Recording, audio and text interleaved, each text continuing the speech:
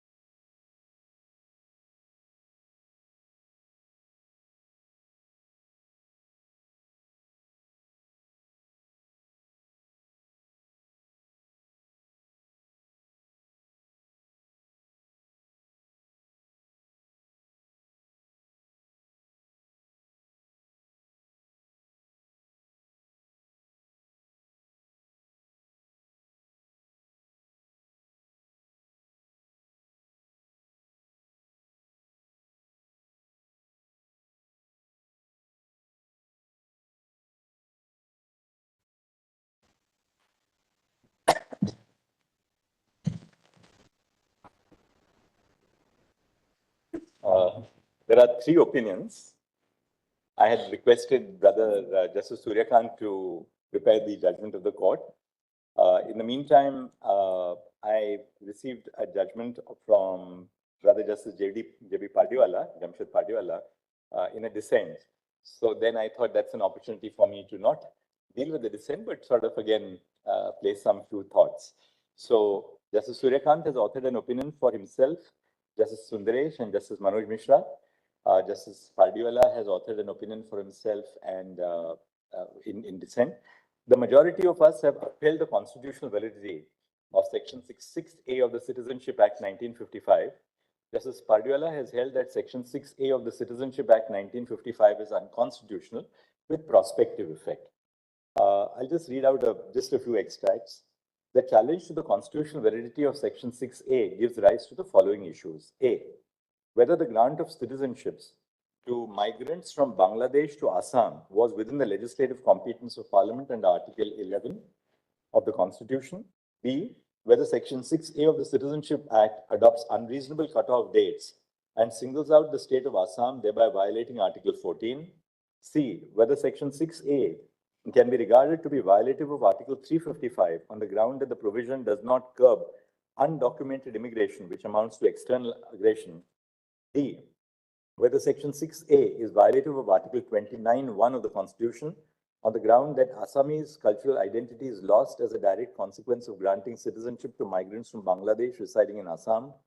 E, whether Section 6A(3) of the Citizenship Act is unconstitutional on the ground of temporal unreasonableness. And F, whether Section 6A(2) is unconstitutional on the ground that it neither provides a method for implementation nor empowers the executive to implement the provision.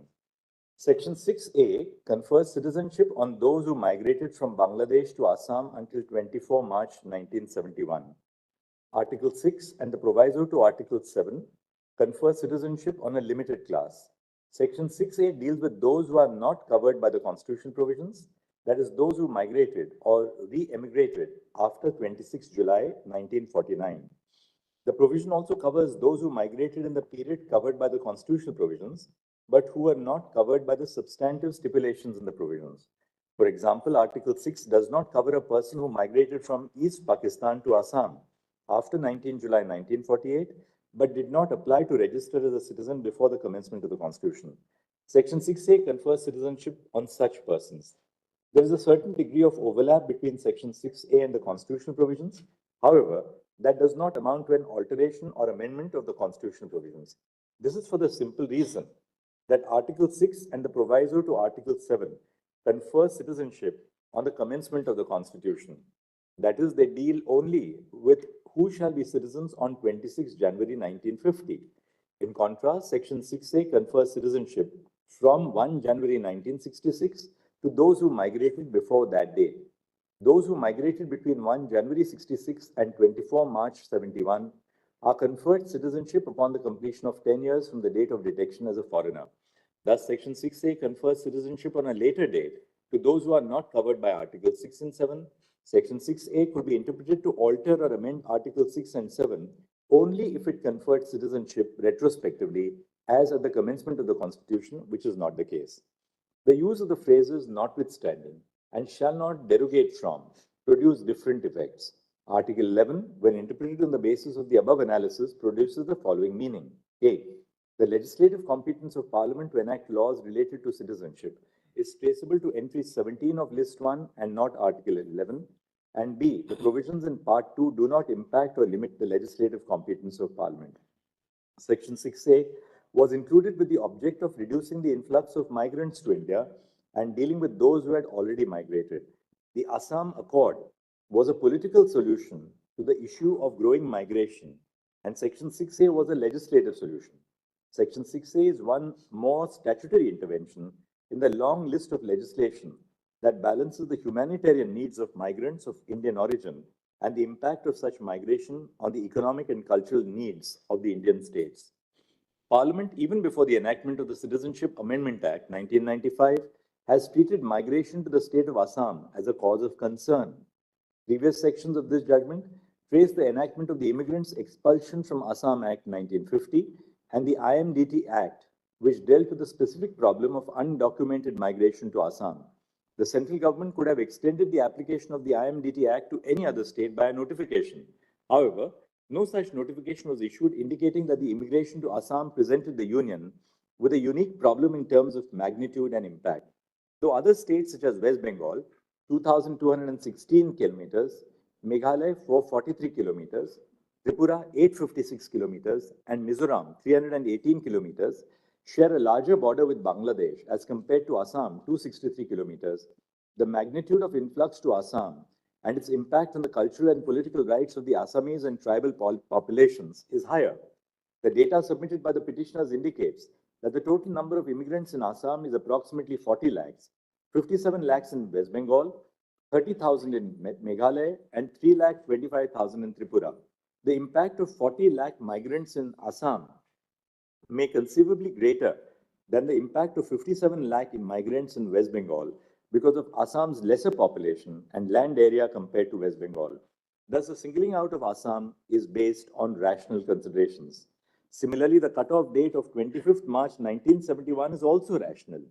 Even before the enactment of Section 6A, the IMDT Act defined an illegal immigrant as a person who entered India on or before 25 March 1971 without travel documents.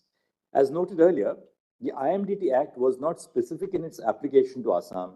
The enactment defined the phrase illegal immigrant for all states, though the central government did not extend the provisions of the Act to other states. On 25 March 1971, the Pakistani Army launched Operation Searchlight to curb the Bengali nationalist movement in East Pakistan. The migrants before the operation were considered to be migrants of partition towards which India had a liberal policy. Migrants from Bangladesh after the said date were considered to be migrants of war and not partition. Thus, the cutoff date of 25 March 1971 is reasonable.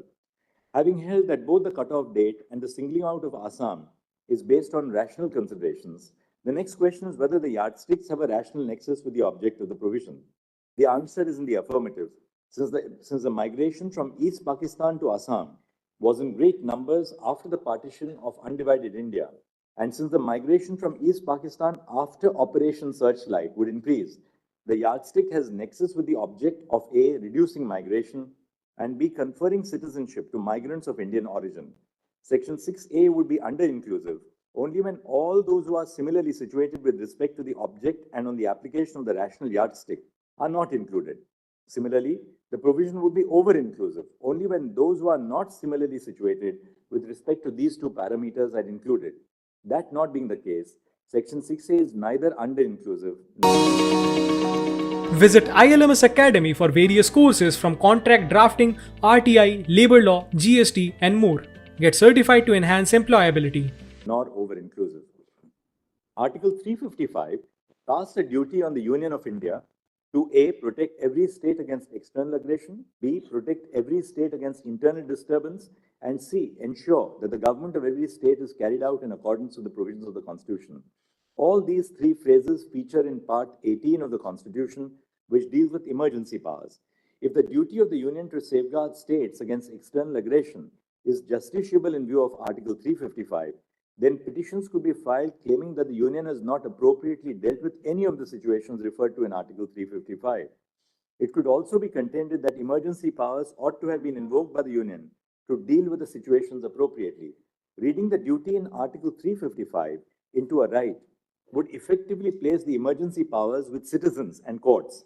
Such a consequence would be catastrophic for the federal structure of the Indian Constitution and would subjugate the constitutional status of states. Article 355 cannot be elevated as an independent ground of judicial review in view of the purpose of the provision as a justification clause and the impact of such a reading on the federal framework of the Constitution. As a matter of constitutional principle, the mere presence of different ethnic groups in a state is not sufficient to infringe the right guaranteed by Article 29.1. Article 29.1 confers the right to conserve, which means the right to take positive steps to protect culture and language. The petitioners ought to prove that the necessary effect of the law that promotes the presence of various ethnic groups in a state is that another ethnic group is unable to take steps to protect their culture or language. The petitioner also ought to prove that the inability to take steps to conserve culture or language is attributable to the mere presence of different groups. The detection of the foreigner is an elaborate process that required the state to build manpower and infrastructure for its implementation. The legislature conferred the state with the duty to implement the provision after it had built sufficient infrastructure for the same. The purpose of Section 6A3 was to provide a long-term solution to the issue of the large influx of migrants from Bangladesh to Assam. It is true that one of the causes of concern which led to the Assam students' movement and culminated with the Assam Accord was a dilution of the electoral right of those native to Assam because of the inflow of migrants. However, the purpose of Section 6A3 cannot be limited to it. The objective behind the enactment of the Citizenship Amendment Act 1985 was to deal with the larger problem of whether Bangladesh migrants of Indian origin could secure citizenship in India. The objective of the provision must be understood in the backdrop of the Indian policy on post-partition migration and the Assam movement. The principle of temporal unreasonableness cannot be applied to a situation where the classification is still relevant to the objective of the provision. The process of detection and conferring citizenship in Assam is a long drawn-out process spanning many decades. To strike it down due to lapse of time would be to ignore the context and object of the provision. Registration is not the de facto model of securing citizenship in India. The use of the deeming fiction in Section 6A2 obviates the need for registration.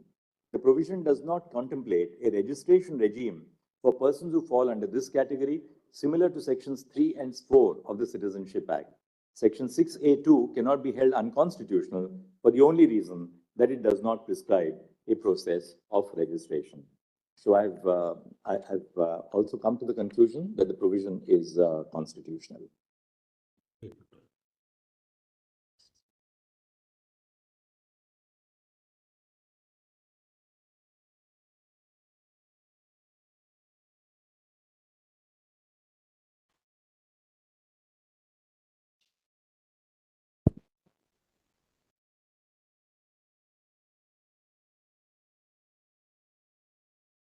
Speaking on behalf of myself and my brother Justices M.M. Sundresh and Justice Manoj Mishra, we have also upheld the constitutionality of Section 6A.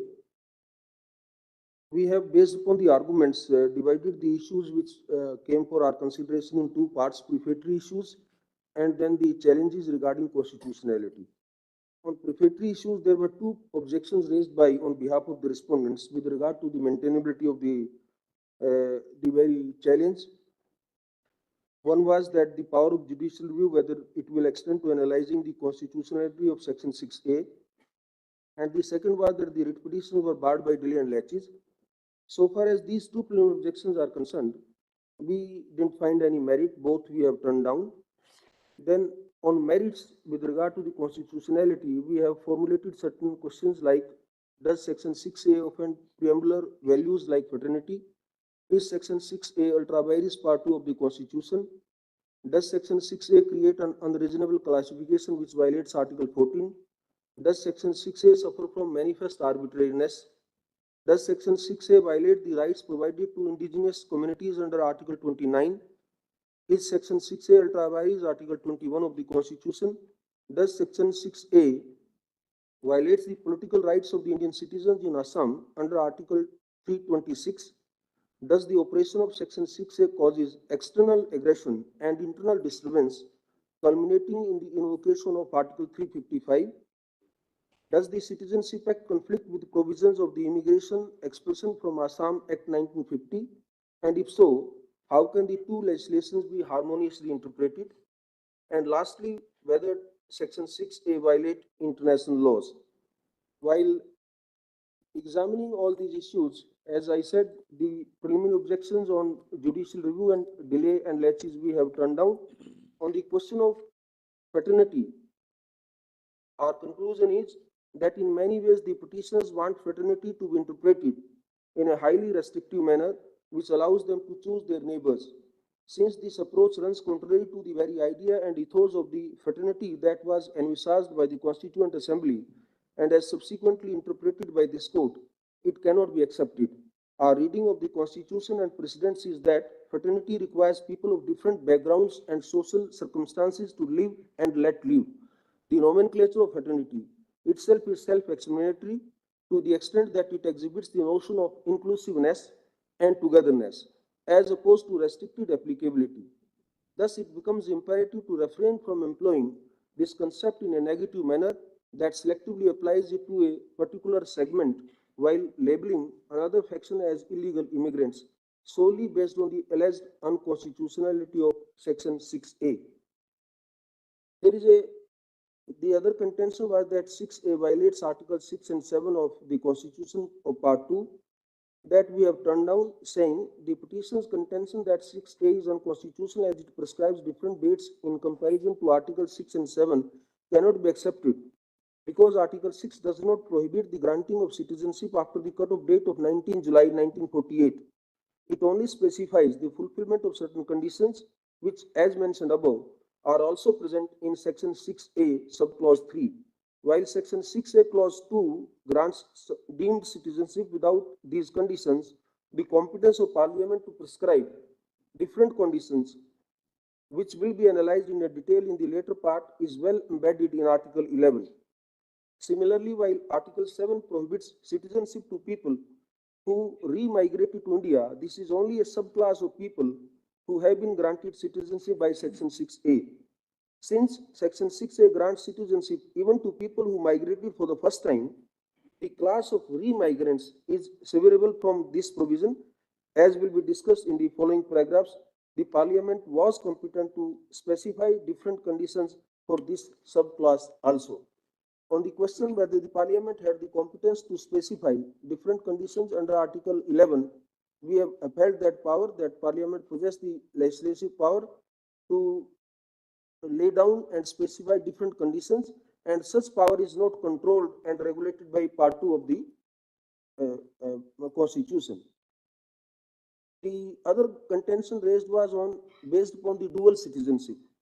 That also has not found favor with us, and we have held. Therefore, based on the aforementioned reasons, we are of the considered opinion that the framework outlined by Section 6A is that an individual falling under Section 6A2 and 6A3 can only assert Indian citizenship.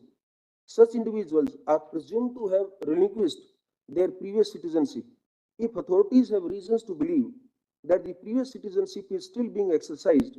They are empowered under Section 9 of the Citizenship Act and associated rules to take steps to revoke the Indian citizenship of the delinquent individuals.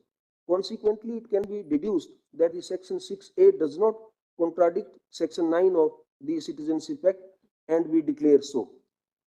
On the question of violation of oath of allegiance, again it did not find favor with us. We have said, moreover, the absence of such an oath does not absolve the immigrants from their obligation to respect the law and order of India, even when such oath is not taken before acquiring